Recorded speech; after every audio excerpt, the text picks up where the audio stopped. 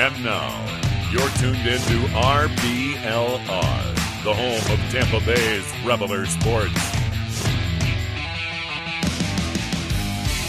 Hello and welcome back to the RBLR Rays show. I hope you are doing well and thank you for joining us as we wrap up this 2024 baseball season for the Tampa Bay Rays. It's an unfamiliar feeling here on the RBLR Rays podcast. This is the first time that we are coming to you in early October without any baseball to talk about. The Rays have finished their 2024 season at a 80-82 record, just a smidge under 500. And we're going to wrap up the season. We're going to call this a season finale. And unfortunately, it's just me, Pat Davenport, here today. Zach can't be here, but that's okay. I feel like it's truly fitting for this Rays season for us to have just under 500 in just under 50% of the hosting power, I would say. I would say Zach is maybe the greater half. He's definitely the more experienced half of this podcasting duo. So we've got 49.2% of the hosting power, which fits exactly this Rays season.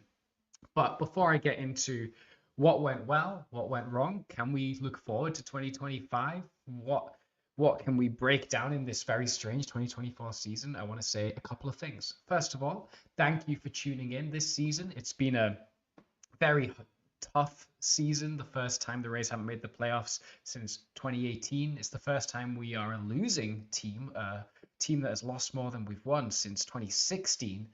And it's been a pretty frustrating year from a fan's perspective. But yet, any of you that tuned into one, several, or all the episodes from this 2024 season are greatly appreciated. And I just want to say thank you from the RBLR team for sticking with us and listening to what we have to say and talking Rays with all of us. Because I think one thing that the Rays community is very blessed to have is a very tight-knit community where everyone can kind of get to know each other pretty easily. And we have the smartest fans in baseball, do the Tampa Bay Rays.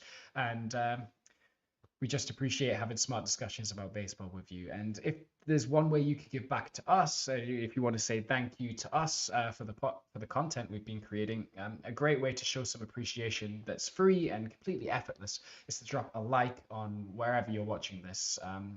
It does us a big favor. It really shows us that you like what you're listening to, and it helps us grow our brand. So we really appreciate it if you could drop us a like. And if you want to tune into more episodes, for example, when we go live, or what's going to happen in this off season, we've got plenty of fun stuff planned for the off season.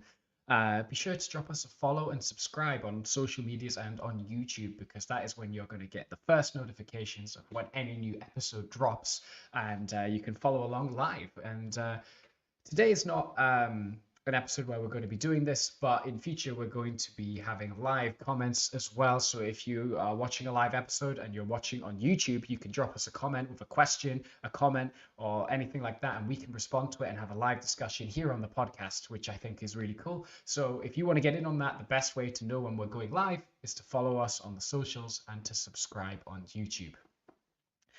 Okay, without any further ado, let's talk about this 2024 Rays season. Let's try on a kind of macro level to break down what went right and what went wrong about this 2024 Rays season. I mean, we could talk about it in a number of different ways. I think the kind of narrative of the season is that there were moments where the Rays looked like they could be starting to put something together, but they could never quite get out of first gear. For every sweep, they would get swept. For every series win, they would have a series loss. Every time they take the first two games of a series and could sweep, more often than not, they drop that series finale. And then, instead of going on a 8-2 run, they'd often go 6-4 through dropping those games at the end of series or at the start of a series. They just could never seem to put a consistent run of winning together. And then with a couple of big unfortunate sweeps in September, ended up falling slightly below the 500 mark. Those series against the Phillies and Tigers at the end were really the nail in the coffin for any kind of playoffs hopes. Funnily enough, though, the Rays ended up staying in it all year. They ended up finishing 6 games out of the playoffs, but with a week to go, there was still a chance in that Detroit series where if they could pick up a sweep, they would go into that final series of the season with something to play for. That didn't happen this time, but The Rays, despite finishing under 500, despite having their worst season in 8 years, were still in the playoff hunt until the last week of the season, which, if that's the worst case scenario for a Rays team, you've got to feel pretty good about that. But if we were going to talk about the kind of several parts that made up this season, we all know what I'm going to say. It was a tale of two sides of the baseball, the pitching and defense side, and then, of course, the hitting side. I'm going to start with the negative, get the negative stuff out of the way here early, and talk about where things kind of went wrong from offensive side, position player side of things, and then we'll talk about the more positive stuff and end on the positive message, and that's the pitching side of things, and I'll talk more about that later. Okay, so headline is this Rays offense was absolutely abysmal this year. They were really, really bad and a really frustrating watch for fans. And even if you were looking at data, there wasn't many positives to point to in terms of underperformance, in terms of like unlucky line drives, etc., etc. It was a bad season. They ended up finishing the year on as a whole with a 95 WRC plus, which means they were 5% below league average hitting wise. But that does put them 23rd out of 30 teams in all of baseball. So they're in the bottom 10 in terms of offense, in terms of overall production. But you could argue that could have been because of a lot of different things. Why was the offense so bad? They made some significant moves over the offseason to kind of change up the offense. They let go of Luke Raley. They made some other kind of around the borders moves in terms of their backup catching position.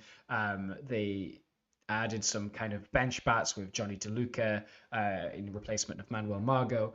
And they had to rely on a full season of Taylor Walls and Jose Caballero sharing the shortstop duties due to the ongoing legal situations with Wander Franco. Is that enough to turn a team that was in pretty much every metric the second best offense in the American League last year, the seventh from worst in all of baseball, and the third worst in the American League? On paper, no, but those changes plus a couple of other factors resulted in some really troubling results. The first thing was that guys that they were relying on as the core from last year were either injured or drastically underperforming to start the year. Randy Arozarena had the worst start of his career. Yandy Diaz had the worst stretch of his career. And Josh Lowe was injured. And then when he returned from injury, it took a long time to get up to speed. So three of the most important bats, three of those 20 home run power threats that you had in the lineup was completely non-existent. A third of the lineup, bam, gone, dead zones. Brandon Lau also had a struggle to stay on the field at the start of the year, and that, of course, led to some inconsistency in terms of his results. Jose Siri also had a way down year compared to his 2023 campaign where he hit 30 home runs. He then, again, couldn't seem to see the baseball. He couldn't seem to make any sort of contact whatsoever, and went through kind of attitude problems as well, getting benched at times by Kevin Cash and finding himself in and out of the lineup.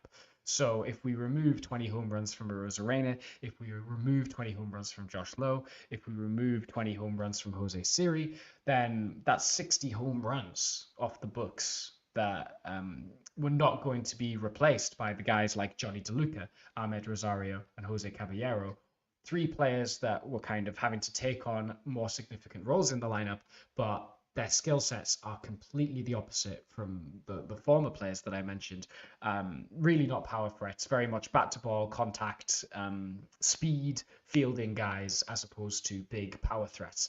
And that led to essentially what was a powerless lineup. If you go by ISO, which is a stat that people use to kind of show extra base hit potential of a team, where you take a team's on base percentage and you take their slugging percentage and minus their on base percentage, then you are left with their ISO to kind of show the kind of extra base hit potential of a team.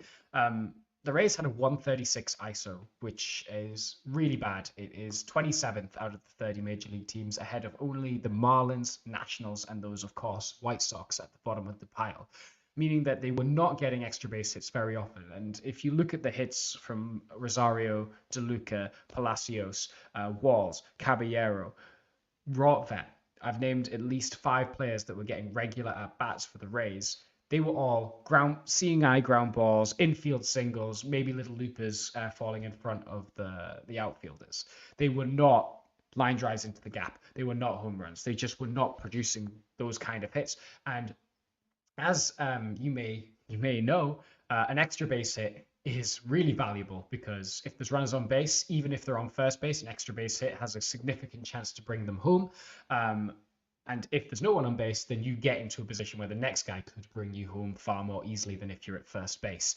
One home run is actually probably more valuable than 4 singles in any given game, okay? Because 4 singles in a row are really hard to get. One home run, you can get that. It's one at bat, one mistake, one good swing, and then that's instant offense. Meanwhile, 4 singles could get you 1 or 2 runs, but they're really hard to string together. So the Rays had to rely on that stringing singles together method for a really big chunk of the season, and that led to inconsistent results in terms of run production, and also led to some really bad runners in scoring position results. I think we all know that the Rays really struggled with runners in scoring position, and that's because of what I just said. Sometimes they were relying on singles, but also their at-bats, their quality of at-bats with runners in scoring position were really off compared to previous years. They were striking out more than what they've used to with runners in scoring position, and they were getting unlucky as well with lots of pop-ups or balls that were getting caught by fielders. So when you mix in a lack of power and a lack of consistency with runners in scoring position, you're going to see a really, really bad offense. And that's a shame. I mean, if you look at any offense any offensive stat that looks at power, the Rays are in the bottom 10. Slugging percentage, they're second from last. It's just a bad look. And at the trade deadline, the Rays also decided to trade away Isaac Paredes and Randy Arozarena, 2 critical bats for them. Randy was just starting to get a little bit of his value back, starting to get back on track towards his career norms, and then he was out the picture. And then they were relying on a Johnny DeLuca, Richie Palacios left field platoon, which can field pretty well, and you can rely on them for some contact. Particularly Richie Palacios is good at getting on base, but neither of which are power threats. Neither of them are kind of even reliable for double-digit home runs in any given season.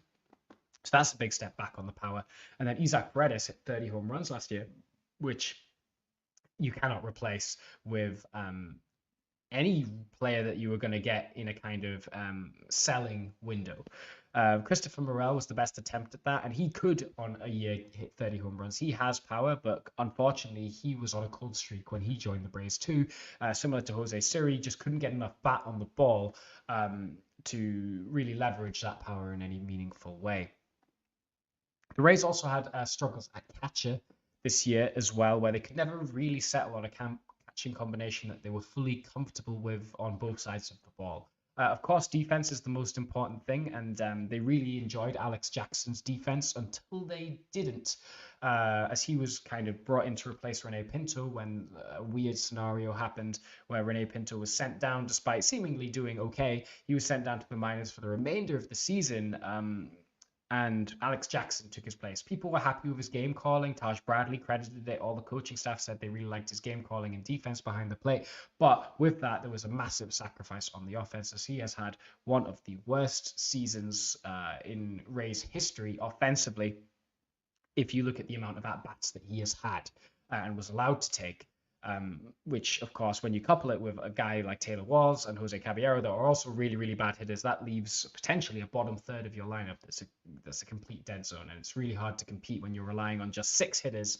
And when another 2 of those hitters like Morel and Siri are also struggling, it means that you're only relying on, I think the Rays were only ever relying on about 3 or 4 hitters at one time. Meanwhile, Ben Rotvat had better offensive results, but again, not a power threat, single slapper guy, and people had mixed opinions on his defense. Cannon of an arm, but his game calling, blocking was kind of hit and miss.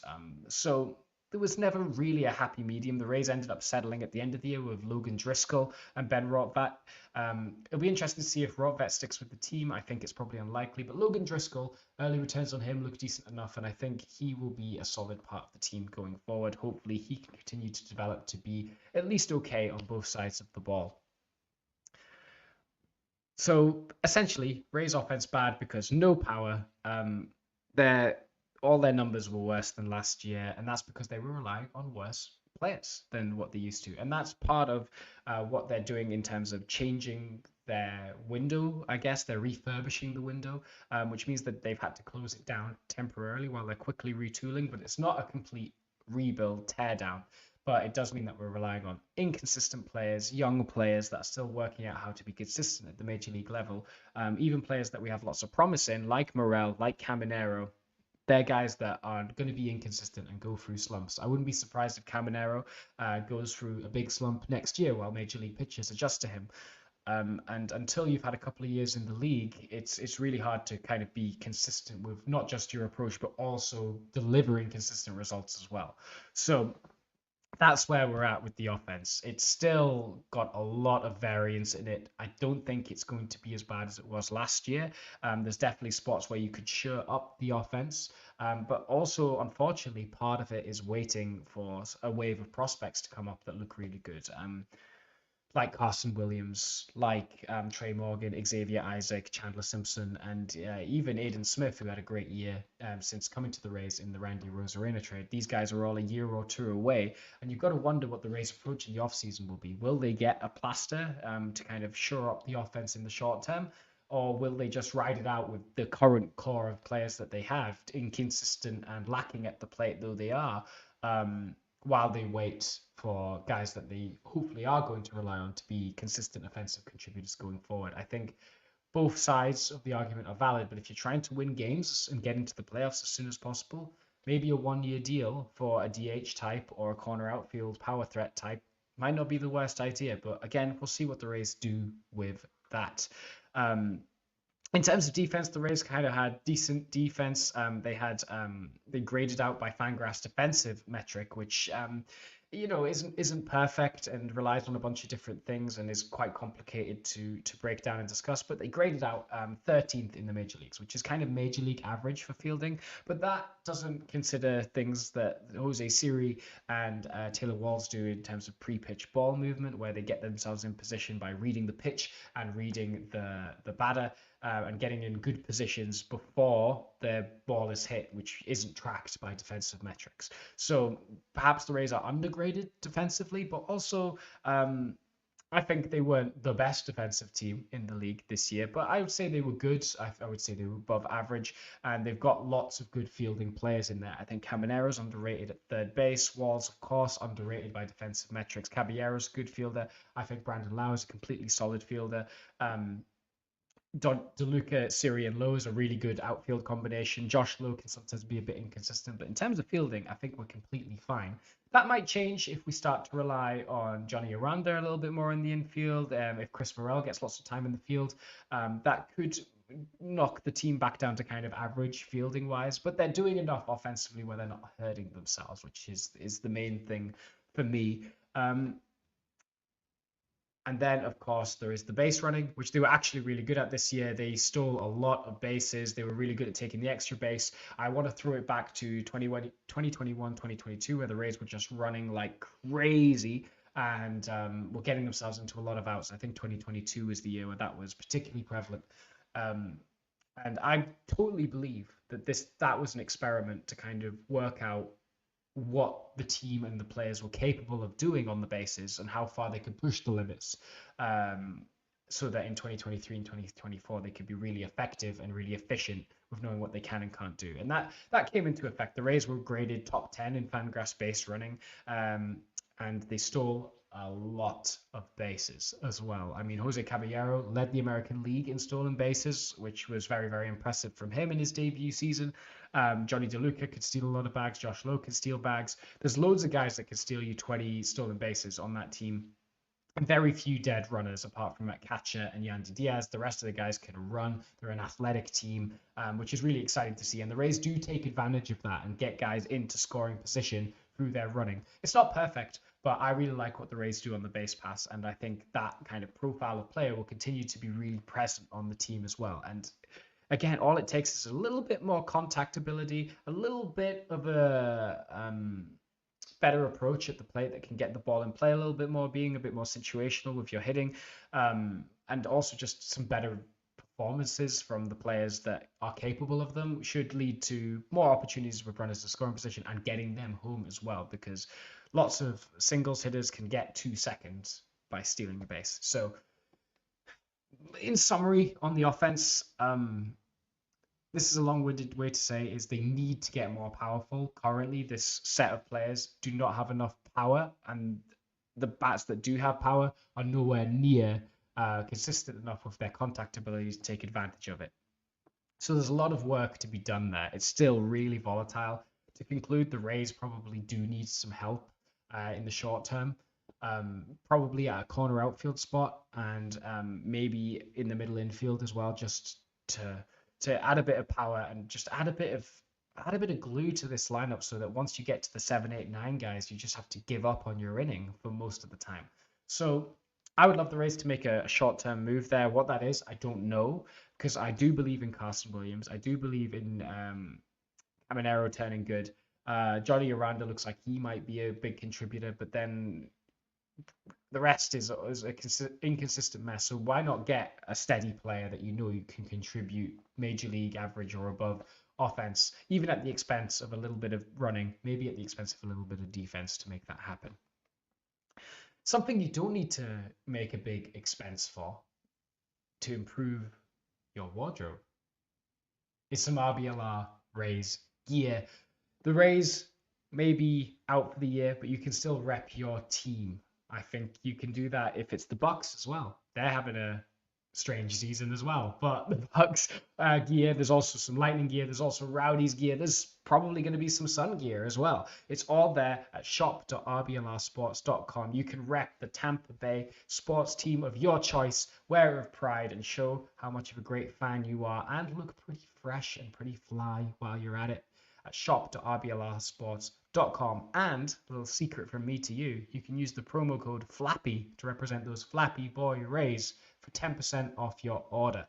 So go to shop.rblrsports.com / no forward slash, but use the promo code FLAPPY for 10% off your order. Okay, I'm done ragging on the offense and why it's so bad. I want to talk about the pitching. I think the pitching was really good this year. It graded out to be kind of top 10. They were 9th in team ERA this year, but they were really good in their command philosophy. They were top 5, lowest in terms of walks per 9. They delivered and delivered and delivered. They had some excellent performances from the likes of Zach Littell. We saw some really promising flashes.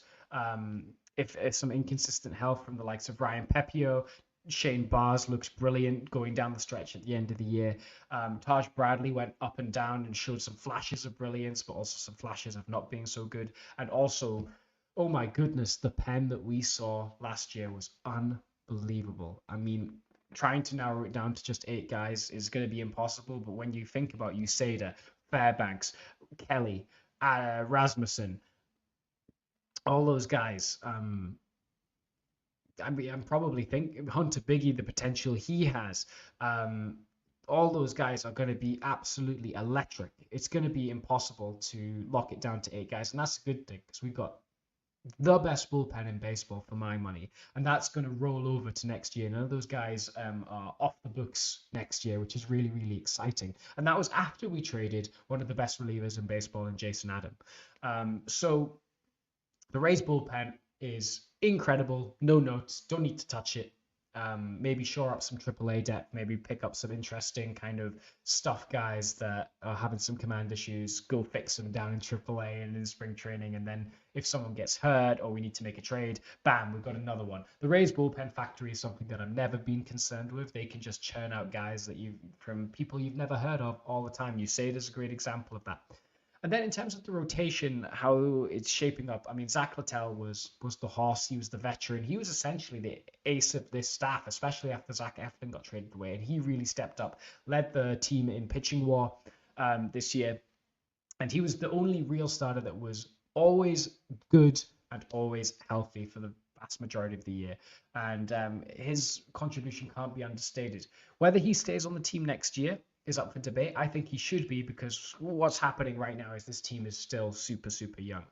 Pepio, Bradley, Bars, three really promising young arms, but still are young. Okay, and Jeff Springs is also there, and he's great when he's on, but he's still recovering from Tommy John surgery. He came back to the major league level, but of course he still had really harsh innings limits. It's going to be his first full season back next year. I think it would be foolish to bank on him going and pitching 170 innings next year. So you've got to have a guy like Zach Littell, who's a veteran presence that's going to lead the guys from the front and by example, who's been around, he's struggled, he's been with different teams, he knows his way around the block. He is a guy that's going to be a stopper for this team, and I think he's a vital part, especially when the only thing you can count on with a pitching rotation is that at least one or two of them are going to get hurt along the way. Planning for only 5 starters is not going to be good enough.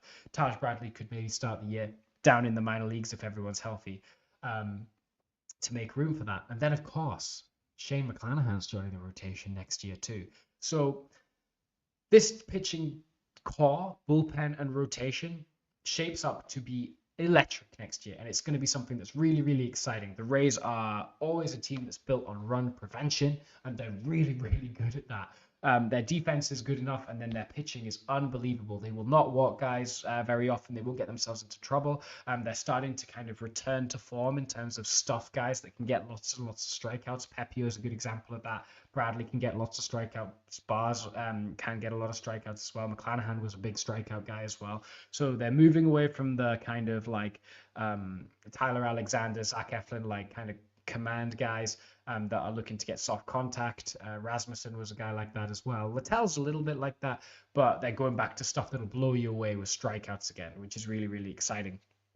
Because I think the biggest flaw, if there was one, with the Rays pitching staff this year was they were giving up a lot of fly balls. They were way near the bottom in terms of ground ball percentage, in terms of the ground balls that they gave up. They were right near the bottom. Their team ground ball percentage was 39.4%.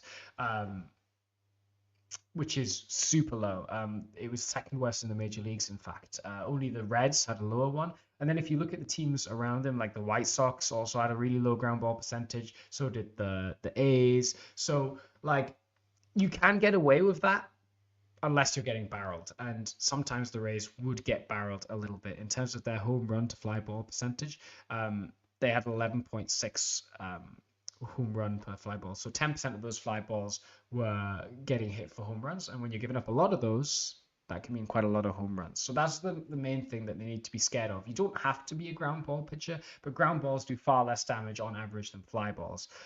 So maybe they'll have a look at that. But again, it's not the biggest concern because this Rays pitching staff is super really good.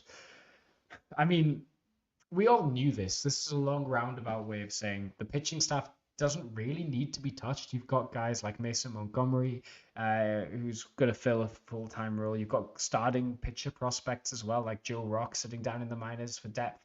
You're going to have a hard time finding a space for them all. Maybe the kind of main objective for this Rays offseason is going to need to shore up the offense with some consistent bats and using that bullpen, that depth in rotation, to trade from a strength to improve a weakness. I think the Rays are going to be ready for a run at a 2025 playoff spot. Are they good enough to challenge for the division? I would say right now, as things stand, not really. But I think this team, on the whole, probably achieved a really low-end part of their kind of probability variables. Like if in a baseball season, every team has a floor and a ceiling, they came way close to what their floor was than their ceiling this year. So with some positive regression, a bit of a return to the mean, plus a bit of more consistency from the offense, this team should absolutely be winning 87 to 95 games and getting a wild card spot. The division, it really depends on how good the Yankees and Orioles end up being next year. But in order to kind of guarantee that, you've got to raise the floor. Right now, we have discovered that right now, the floor of this team is too low. So you've got to make some moves with some solid dependable bats to raise the floor of the team.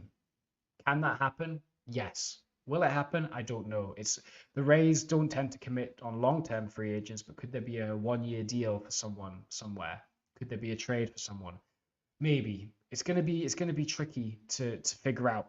But my expectations for 2025, and I think this is echoed throughout a lot of the baseball world, and particularly among the Rays fandom, is super high. So don't count this team out yet, because while we had a step back and a reshuffle this year, this team's going to be really, really good in 2025.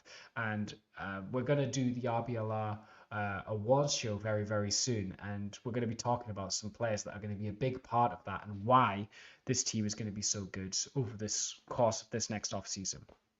We're all disappointed with how this 2024 season has gone. And I think the Rays made some mistakes. I think they had no plan for the catcher position, which is very un-Rays-like. They could never it never felt like Alex Jackson and Ben Rortvedt were the options that the Rays would ideally want back there, but they felt like trapped in there because whatever Rene Pinto did to get him sent down to the minor leagues. I don't think they planned particularly well for their outfield depth because Siri is a volatile player. Josh Lowe has been known to get hurt, and Randy is a streaky hitter. So their only kind of backup outfielders were Palacios, who was, again, pretty unproven at the time, and DeLuca, who was pretty unproven at the time, and they had to go through their own growing pains. And I just think there was kind of an assumption that the dependable players were going to be good again. Could that be helped? I don't know, but I just wonder if there was, in hindsight, definitely at the catcher position, more could have been done, but maybe more contingencies could have been put in place for if the power ran out. I don't know. Let me know what you think. Let us know on social media and also let us know in the YouTube comments what you thought of this Rays season. Did they fail to have a good enough plan? Did they rest on their laurels too much? Or were they just purely unlucky? Or was it a mix of the two? Let me know. I'd be curious to have a discussion with you. I'm not right all of the time. I think baseball is subjective and open to interpretation a lot of the time. So do get involved in the discussion. We'd really love to hear from you. I'm going to kind of wrap it up for this Rays 2024 season. It may have been a disappointing one this time, but 2025, when we're here this time next year, I can't wait to talk about what we're going to be doing in the ALDS and beyond. And you guys can be along with us for the ride by dropping us a like, by dropping us a follow and a subscribe to get all the new episodes that they come up and continue to help us grow this podcast to be the best Rays podcast it possibly can be. And it can't be that without you. So I just want to say thanks again for following along this season. It's been a tough one, but it's been worth it because of all of the people that I've got to speak to and get to know because of this podcast and being part of the Rays community. I think it's a really blessed place to be. And I can't wait to continue talking about it as we go into this cold, long and dark off season. But as always, Rays up.